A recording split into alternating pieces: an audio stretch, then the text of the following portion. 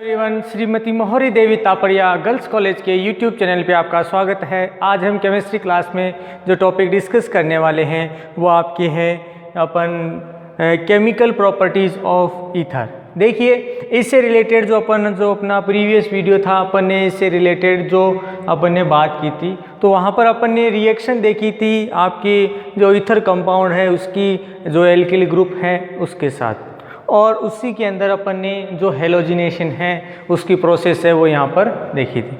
दूसरी अब बात करते हैं अपन यहाँ पर reaction due to lone pair of electron on their ethereal oxygen. देखिए, यहाँ पर अपन जो बात करने वाले हैं कि आपका जो इथरल कंपाउंड है उस कंपाउंड के अंदर जो ऑक्सीजन है उस ऑक्सीजन के अंदर आपका जो लॉन पेयर है वो किस तरह से आपकी अभिक्रिया करता है और उस अभिक्रिया के द्वारा वो क्या करेगा, अलग अलग कंपाउंड की फॉर्मेशन करेगा। जैसे यहाँ पर अपन बात करें सबसे पहले कि फॉर्मेशन ऑफ पेरोक्साइड, तो सबसे पहले अपन यहाँ पर देखेंगे कि यहाँ पर जो ईथर है वो क्या कर रही है, आपके पेरोक्साइड जो कंपाउंड है उसका फॉर्मेशन उसके द्वारा किया जा रहा है। नेक्स्ट जो अपन यहाँ पर बात करने फॉर्मेशन ऑफ ऑक्सोनियम साल्ट, यहाँ पर अपन ऑक्सोनियम आयन भी बोल देते हैं क्योंकि पहले प्रोसेस के अंदर यहाँ पर ऑक्सोनियम आयन है वो यहाँ पर फॉर्म होता है और फिर इससे रिलेटेड जो सॉल्ट है वो उसका यहाँ पर अपन फॉर्मेशन देखेंगे। तो यहाँ पर अपन जनरली दो तरह के यहाँ पर फॉर्मेशन देखेंगे और आपको ये जो मैंने अभी एक्सप्लेन किया कि भी ये लोन पेयर ऑफ इलेक्ट्रॉन कि भी ये लोन पेयर किस तरह से, तो सबसे पहले आपको ये चीज़ पहले पता होनी चाहिए कि अपने जो लोन पेयर वाला ऑक्सीजन है वो कौन सा है। और जनरली ये एक्सप्लेन तो आपके इस कंपाउंड के आपका जो फॉर्मूला होगा वहीं से क्या हो जाता है, एक्सप्लेन हो जाता है कि यहाँ पर क्या है, आपका लोन पेयर प्रेजेंट है ईथर के अंदर। अब यहाँ से आपको जो आपकी जो रिएक्शंस है वो यहाँ से स्टार्ट होगी कि किस तरह से इसमें आपका फॉर्मेशन है वो किया जाएगा। तो सबसे पहले अपन बात करते हैं फॉर्मेशन ऑफ पेरोक्साइड। इसका दूसरा आप नाम बताएं तो इसको बोला जा सकता है ऑटो ऑक्सीडेशन। इसको दूसरी बात अपन बात करें तो यहाँ पर इसको बोला जाता है ऑटो ऑक्सीडेशन। स्वतः ऑक्सीकरण। अब देखिए, यहाँ पर अपन बात कर रहे हैं स्वतः ऑक्सीकरण के लिए या पेरोक्साइड फॉर्मेशन के लिए ऑटो एडिशन, यानी इनमें से कोई नाम आपको क्वेश्चन के अंदर मिलेगा और वो पूछेगा कि ये किस तरह से फॉर्म होते हैं। तो सबसे पहले अपन बात करें ऑटो ऑक्सीडेशन के लिए। ऑटो ऑक्सीडेशन के लिए अपन यहाँ पर बात करें तो यहाँ पर जनरली क्या बताया गया है कि जो आपका ईथर है ये आपकी जो वायुमंडलीय ऑक्सीजन है उसके साथ एक लंबे समय तक पड़ा रहने पर या अपन कहें कि उसके साथ रिएक्शन होने पर ये वायुमंडलीय ऑक्सीजन को ऑब्जर्व करता है और ऑब्जर्व करके उसके साथ उसका ऑक्साइड कर देता है, यानी ईथर का क्या हो जाता है, यहाँ पर ऑक्सीडेशन हो जाता है। और ऑक्सीडेशन के फलस्वरूप यहाँ पर क्या फॉर्म हो जाता है, इसी का पेरोक्साइड। तो अब देखिए किस तरह से फॉर्म होता है। जनरली यहाँ पर आपका जो कंपाउंड लिया जाएगा वो आपका डाई एथिल ईथर के रूप में लिया जाएगा, C2H5O C2H5। अब देखिए इसको CH3CH2 लिख के फिर इसको जोड़ के बात करें तो बात वही है कि यहाँ पर इसका फॉर्मेशन इसमें किया जा सकता है। अब देखिए जनरली क्या बताया गया है कि इसका जब पेरोक्साइड यहाँ पर अपन बात करें कि फॉर्म होता है तो जनरली क्या बताया गया है, ये आपका जो है विस्फोटक पदार्थ के रूप में यहाँ पर बनता है। यानी आपका जो पेरोक्साइड है वो दरअसल यहाँ पर ये एथिल हाइड्रोपेरोक्साइड के रूप में बनता है, जो क्या एक विस्फोटक पदार्थ है। तो इस विस्फोटक पदार्थ को रोकने के लिए क्या किया जाता है, इसमें जो आपका क्यूप्रस ऑक्साइड है उसका क्या किया जाता है, इसमें मिला दिया जाता है। तो यहाँ पर ऑक्सीडेशन के ऑक्सीजन की इसके साथ अभिक्रिया हुई किसकी प्रेजेंस में। अब देखिए यहाँ पर एथिल, यहाँ पर जो फॉर्म हो रहा है कि जनरली ये उपस्थित नहीं है, तो यहाँ पर एथिल हाइड्रोपेरोक्साइड बन रहा है, तो वो क्या है, विस्फोटक है, तो उसको रोकने के लिए आपका क्या मिला दिया इसमें, क्यूप्रस ऑक्साइड बना दिया। अब जैसे ही क्यूप्रस ऑक्साइड आपका इसमें मिलाया जाता है, एक तो ये विस्फोटक पदार्थ है, इसकी प्रकृति कम हो जाती है। अब यहाँ पर जो आपका कंपाउंड फॉर्मेशन होगा वो किस तरह से होगा, तो यहाँ पर CH3 CH2O। अब देखिए अगला जो कंपाउंड यहाँ पर जो CH3 है, मैं इसके साथ क्या कर रहा हूँ, इसको पूरा लिख रहा हूँ अब की बार। तो यहाँ पर ये वाला क्या हो जाता है आपका CH, ये आपका CH3, ठीक है, ये CH2 CH3 है, मैं इसको इस तरह से लिख रहा हूँ, प्लस इसके साथ ये इस तरह से जुड़ जाता है। तो ये आपका जो कंपाउंड है वो क्या कहलाता है, आपकी 1-एथॉक्सी एथिल, ये आपका क्या हो जाता है, हाइड्रोपेरोक्साइड बन जाता है। सॉरी, ये इस तरह से ये बन जाता है। तो ये बन जाता है 1-एथॉक्सी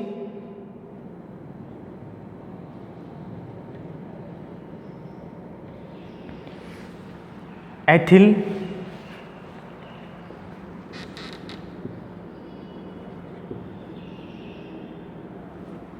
ठीक है, 1-एथॉक्सी ethyl hydroperoxide.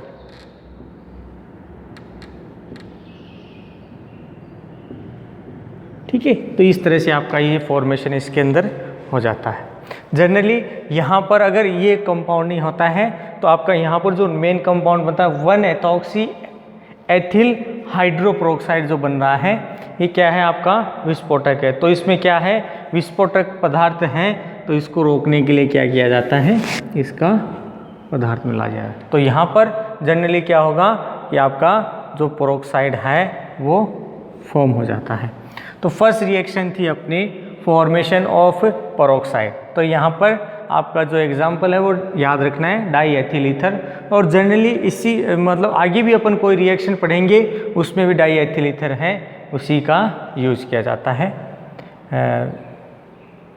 Formation of peroxide, auto oxidation, स्वतः ऑक्सीकरण। तो देखिए ये आपका क्या है, वायुमंडलीय ऑक्सीजन है, उसके साथ अभिक्रिया हुई और अभिक्रिया के फलस्वरूप आपका ये जो प्रोडक्ट है उसका फॉर्मेशन हो जाता है।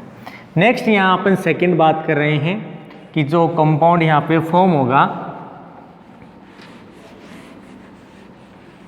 तो यहाँ पर अब बात करने वाले अपन इसमें किसके लिए, जो सेकंड प्रोसेस इसमें किया जा रहा है, फॉर्मेशन ऑफ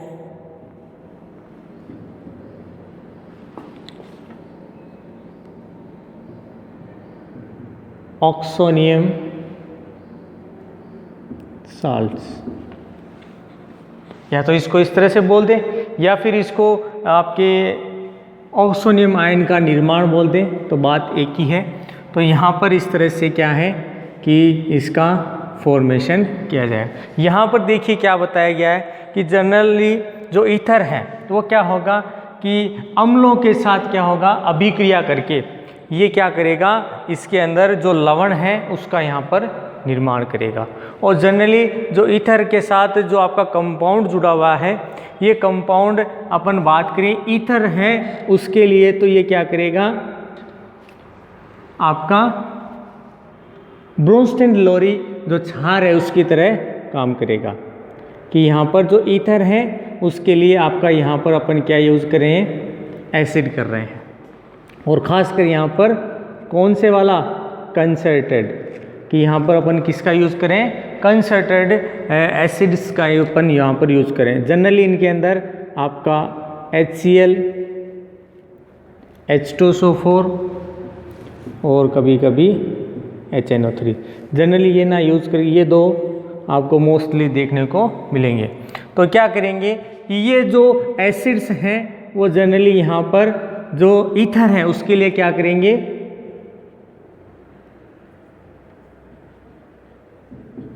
ब्रोंस्टेन लॉरी बेस की जैसे क्या करेंगे, आपके यहाँ पर आपका बिहेवियर शो करेंगे। इसी तरह से अपन यहाँ पर बात करें कि जो आपका ईथर है, उस ईथर के अंदर भी कुछ मात्रा के अंदर अपन बात करें तो यहाँ पर क्या देखने को मिलेगा कि ये भी आपका लुईस बेस की जैसे इसके लिए क्या करेगा, बिहेव करेगा। तो अपन यूँ कह सकते हैं कि जनरली जो ऑक्सोनियम साल्ट का यहाँ पर फॉर्मेशन किया जाता है, उसमें जनरली जो एसिड्स हैं वो ईथर के साथ रिएक्शन करेंगे, और जो ईथर है उसके लिए जितने भी एसिड ऑप्शन अपन काम में ले रहे हैं, ये एसिड यहाँ पर इसके लिए ब्रोंस्टेड लोरी बेस की तरह व्यवहार करेंगे, और इन सब के लिए जो ईथर है वो लुईस बेस की रूप में यहाँ पर कार्य करता है, उसकी तरह बिहेव करता है। अब यहाँ पर अपन जनरली अपने को एक बेस पता चल गया कि भाई यहाँ पर अपन रिएक्शन है वो किसके बारे में पढ़ने वाले हैं, मतलब एसिड की रिएक्शंस पढ़ेंगे अपन ईथर के साथ। तो यहाँ पर स्टार्ट करते हैं अपन अलग अलग रिएक्शंस के बारे में। तो सबसे पहले अपने हैं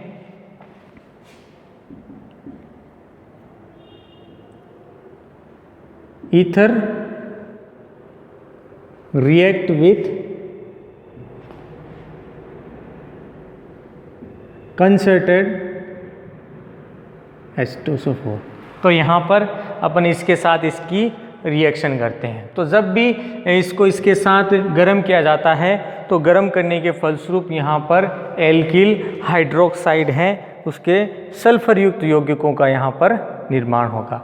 मतलब यहाँ पर अपन पहले तो हाइड्रोजन इसके साथ रिएक्ट करेगा, और रिएक्ट करने के साथ ही यहाँ पर जो एल्किल ग्रुप है उसका यहाँ पर जनरली प्रतिस्थापन हो जाता है, और हाइड्रोजन पहले इसके साथ आके जुड़ेगा और फिर HSO4 भी इसके साथ रिएक्शन करेगा। अब देखिए किस तरह से होगा ये प्रोसेस।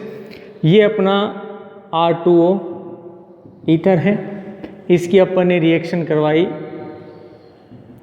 H2SO4 के साथ, ये आपका कंसर्टेड है। तो यहाँ पर जनरली अपने को पता है कि H2SO4 टूटता है तो H+ और HSO4- के रूप में टूट जाता है। तो वो क्या करेगा, इस पर आकर अटैक करेगा। तो इसका हाइड्रोजन यहाँ पर इसके साथ अटैक करेगा। जैसे ही अटैक करता है आपका R2O H+ आयन बन जाए, और यहाँ पर HSO4- इसमें आयन के रूप में प्राप्त होता है। अब देखिए यहाँ पर अपन बात करें तो ये आपका बनता है कौन सा, dialkyl oxonium hydrogen ion बना है। या अपन इसको पूरा बोले तो सल्फेट बना, प्लस इसके अंदर अपने पास क्या प्राप्त हुआ, अपने हाइड्रोजन सल्फेट बना है। ये तो ऑक्सोनियम आयन हो गया इसके लिए, और ये आपका क्या है, हाइड्रोजन सल्फेट साहब आपके इसमें प्राप्त हुआ है। अब क्या बताया गया है कि अपन यहाँ पर इसके दो मॉलिक्यूल ले H2SO4 के, जैसे अपने 2H2SO4 है।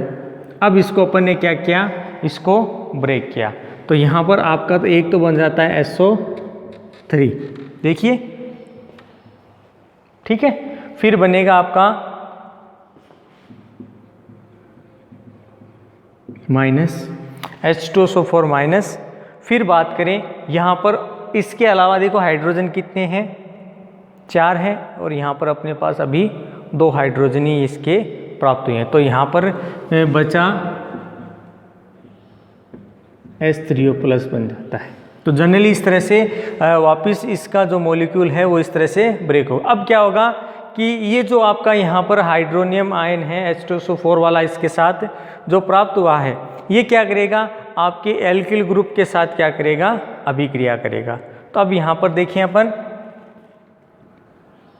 R2OH+, ये वाला आपका ग्रुप यहाँ से प्राप्त हुआ था। अब इसके साथ अपन अभिक्रिया कराते हैं SO3 के साथ।